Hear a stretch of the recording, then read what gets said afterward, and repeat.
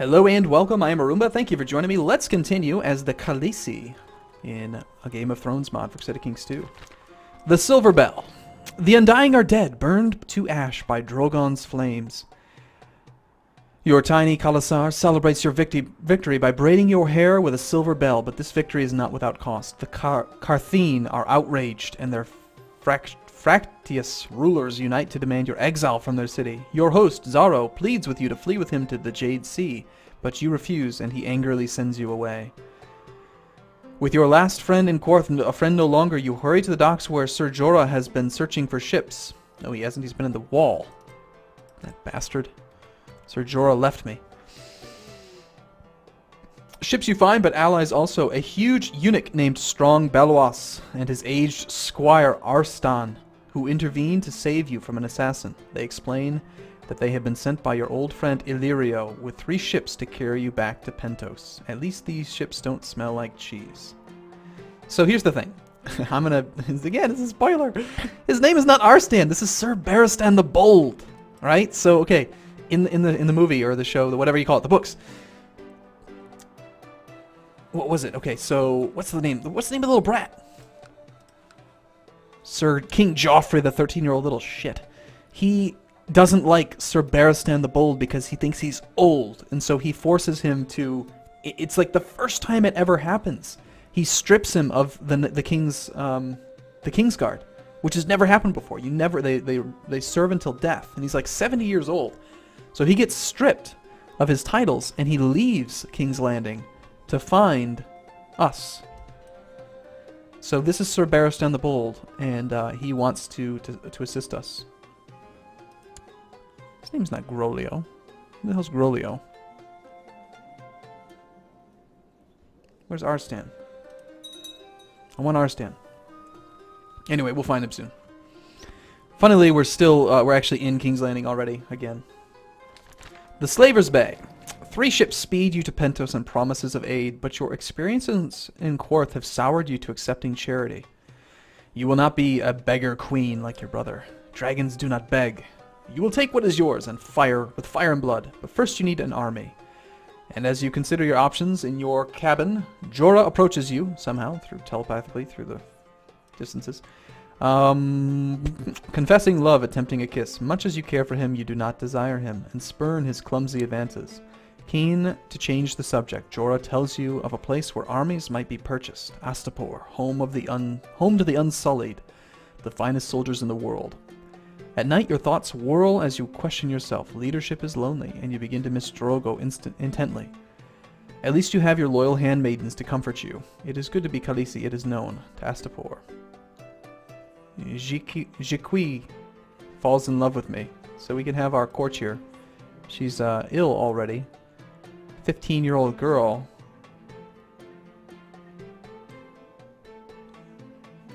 So either way, good Master Krazians III. Who the hell is he? Whatever, we're gonna sleep with our 15-year-old girl. Pleasure me, woman. Do it! Do it now! It is good to be Khaleesi. Harpy's Bargain.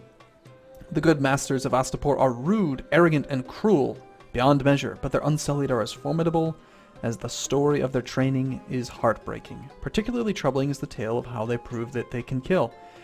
For every soldier represents a murdered child. You begin to question using such men to reclaim your throne. Unsullied are also very expensive. Haggling through a pretty young interpreter to hide your knowledge of the Giscari tongue, you finally propose a trade that shocks your advisors. Every Unsullied they have in exchange for a dragon. The slavers accept your terms, though they demand the largest of the dragons. In turn, you ask for the interpreter as a gift, and they lazily wave assent. You soon free the girl and ask her to tell you all she knows of Astapor. My mind is set. So we gain the trait Liberator. That's the way I pronounced it when I read the book, so I'm just going to call it that way. Missandei joins Princess Daenerys Stormborn.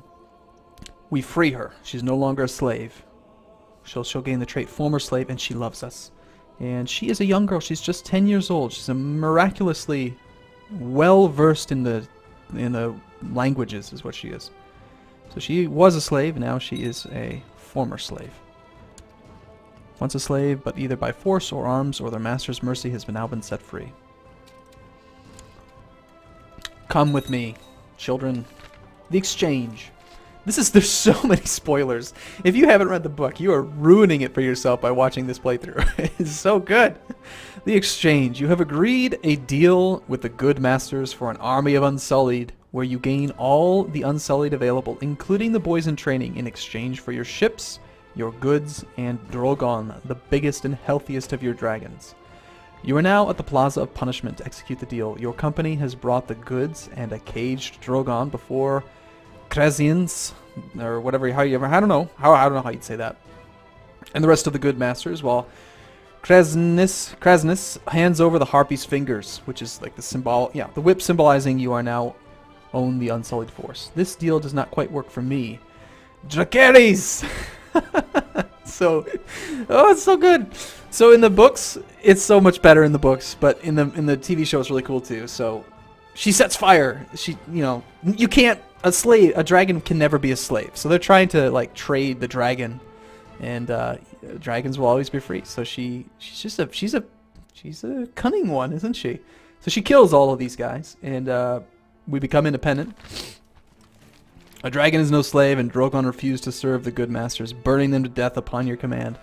You, however, did receive the Unsullied, and you now have 3 dragons and an army fighting the slavers of Astapor. The city is barely garrisoned and is easily taken. You have liberated Astapor. The good masters have been killed, and you now control the city.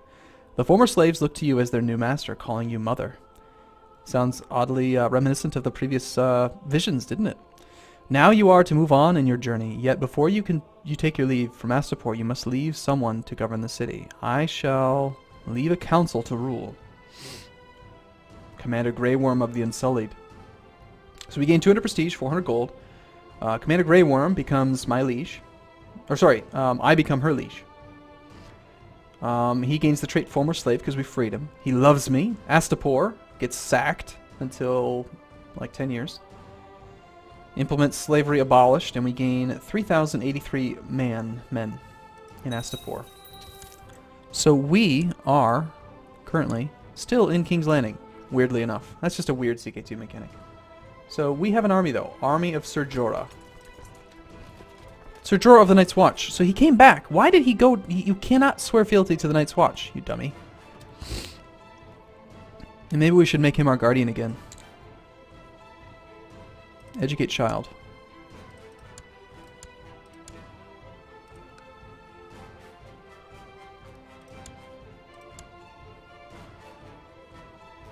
Is he already guarding people or something? No, he's not. Educate child. Me. Keep in mind it's a beta. Jayor. Ser Jorah. Propose at Ser Jorah. So I have to ask the Lord Commander Ser Jor the Old Bear. Which is his father, actually. Mormont. Yeah. I have to ask Ser Jorah's father. Could your son please educate me? That's funny. So we have an army. The Yellow City. You leave Astapor and march towards Yunkai, another famous slaver city. The Yunkai command a significant force of slave soldiers and mercenaries. Among them, the Stormcrows and the Second Sons. The city is made of yellow bricks, crumbling walls, and tall, stepped pyramids. Their emblem is flying over the city, a harpy-like creature as far as you can tell. Yunkai is said to be able to fields a significant force of slave soldiers. However, Yunkai is also known for trading bed slaves, not warriors. Before you are the wise masters and the captain of the mercenaries come to parley with you. They offer you much coin to leave their city alone and be on your way. So we are going to declare war. King Azak abdicates to some person, and King Azak dies. So no, I will free the slaves of this city. We've declared the Great Grass Sea emancipation on Yunkai. So Dario's coup. You are ready to begin the Battle of Yunkai. However, Dario Naharis of the Stormcrows was enthralled by your beauty and has come before you in the middle of the night. He tells you he has killed the other captains of the Stormcrows and now offers the company In the service of you, as he says, my sword is yours, my life is yours, my love is yours, my blood, my body, my songs, you own them all. I live and die at your command, fair queen. Your men are most welcome. It's so awesome. Oh, I love this game already. So we picked up, what did we pick up? We got the Second Sons, 500 troops, and the army of Captain Dario is just 105. But it's reinforcing. Looks like what is it, a retinue? Nope, it's not a retinue. It's just event spawn troops. And we actually own Astapor now, so we're no longer landed. We own all of this land. I'm going to go ahead and save the game just because I'm terrified that it's going to crash. It's so much fun already. Yeah, so we took Astapor. Did we not? What do we have? Castle of Worm Pyramid. Oh, I see. So we own just this holding here. It's a small Giscari castle, which is why we can raise some troops. It's at full levy. Might as well raise those men. But, you know, I feel like maybe we should change our guardian again if possible. Educate child, me. Maybe Grey Worm would be better. Or actually, Grolio. 57, 3. I don't think he's actually Grolio. I'm pretty sure that that's Sir Barristan. Why he's called Grolio, I don't really understand. I bet he gets converted or something and reveals himself. But that's fine. He's got a better military education, so we want that. I'm assuming it still works like regular CK2. So here's our army. We need to go in advance. And these are actually allies. They're not even our army. That's interesting. That is cool. I love how well they did this. I like the music too. Implement indentured servitude.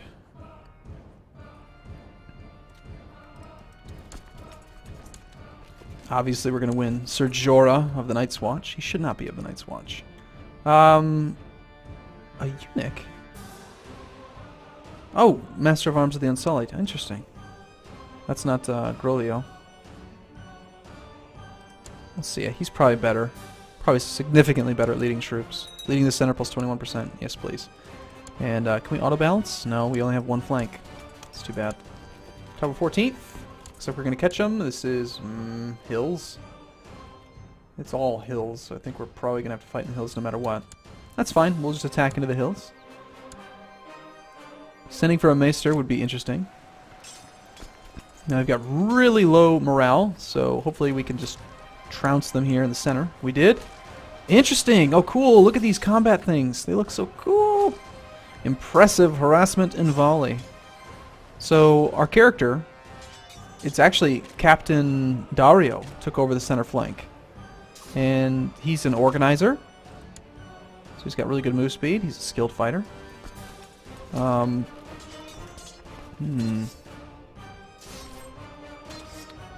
Next tactic changes in 2 days. Apparently, it looks like it is based on their martial. Look at the bottom half of that tooltip where it says the following tactics can be used.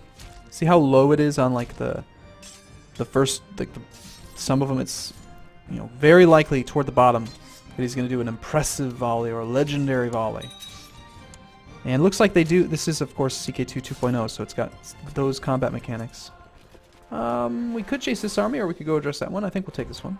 It's fine. We're going to win by killing their armies first. Ooh, that is actually quite a few troops. So never mind, we'll defend. And we'll raise our men up as well. And mercenaries. Can we hire more mercenaries? The Cell Sail Fleet. These are galleys. Oh, we can raise the Unsullied. Well, naturally, we should do that. We don't want to... So they are... It's because they're my vassal, we can raise them. We still have to pay for them, which is annoying, but... Obviously, we're going to raise the Unsullied. Yes, Unsullied! I command you! Uh-oh. Okay, let's do this. We're going to take...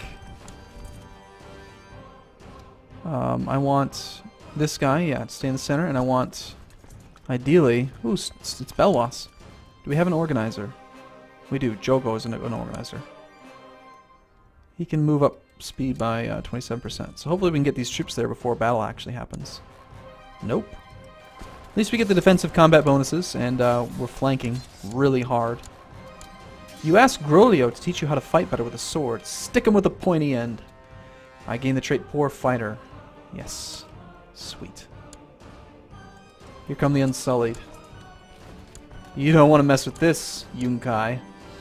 No matter what I was doing or where I was, Yogo always seemed to find me, but seemed tongue-tied and shy. I was alone in the library reading, apparently, in the middle of combat, while sieging, when he finally got the courage to talk to me. You are so sweet. I like you, too. We become infatuated with each other. So I'm going to sleep with my 17-year-old... I still can't remember the name of it. What is it called? Apparently I just came of age. I became a brilliant commander. Yay! That is awesome. Which means that I lead... What? I lead from the rear. This character prefers to lead from the back. It sounds so unnecessarily sexual. Oh, so they can get a better picture of the... a better overall picture of the battlefield, air quotes, and not risk harm to themselves. We're also unyielding. So look at that, defense plus 10, defense plus 20, and we're an inspiring leader. Morale defense. So overall, look at these modifiers. Morale defense plus 54%, regular defense plus 54%, leading the center. We are one hell of a good commander for a woman. Can we lead troops, though, is the real question. Yes, we can. Wonderful. Yeah, you don't want to come at me. Let's just combine these troops before we do anything. I'm gonna, yeah, we're gonna lead. We're too good. These guys are... Alright, do we have any flankers? We do have a siege guy. Actually, let's let the siege guy command for now. Because the siege guy is going to help out quite a bit in just speeding this along. If they come at us, then we'll change over. But for now, I think we do just kind of take the capital here. Although the capital is actually here. This is Yunkai. But, you know, we don't want to go down to the plains because we'll lose the defensive bonus. Your Grace, it has come to the Council's attention that Magister Illyrio has legalized slavery in Pentos. This is despite a treaty that was enforced by another country, making it illegal there. As this abhorrent practice is outlawed in your realm, we now advise you that an invasion to liberate Pentos will largely be seen as just. So Illyrio's the guy who, like, took care of us for years and years while we were growing up. But, yeah, we're totally going to attack him. So, cool. I'm going to take a break here. Thank you so much for watching, everyone. I look forward to seeing you in the next video. See you soon.